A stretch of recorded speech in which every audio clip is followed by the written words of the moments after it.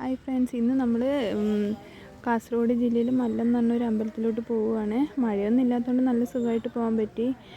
പിന്നെ ഒരു 17 കിലോമീറ്ററാണ് നമ്മൾ കാസർഗോഡ് നിന്ന് ഉള്ളിലോട്ട് അമ്പലത്തിലോട്ട് പോകാനുള്ള ഒരു ദേവീക്ഷേത്രമാണിത്.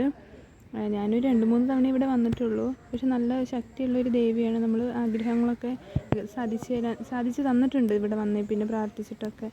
പിന്നെ അവിടെ തന്നെ ഇങ്ങനെ പശുക്കളെല്ലാം വളർത്തുന്ന ഒരു സൈഡുണ്ട്, പശുക്കളെയൊക്കെ വളർത്തുന്നുണ്ട്.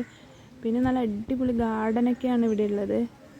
നമുക്ക് നല്ല രസമാണ് കാണാൻ വേണ്ടിയിട്ട് ഗാർഡനൊക്കെ.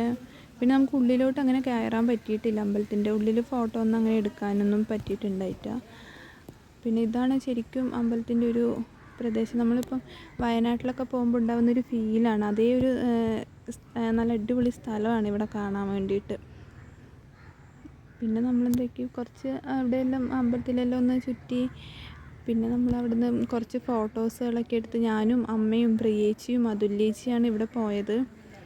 പിന്നെ കുറച്ച് ഫോട്ടോസുകളൊക്കെ എടുത്തു. പിന്നെ ഭക്ഷണമെല്ലാം കഴിച്ചിട്ട് വന്നു. നല്ല അടിപൊളി പ്ലേസാണിത്.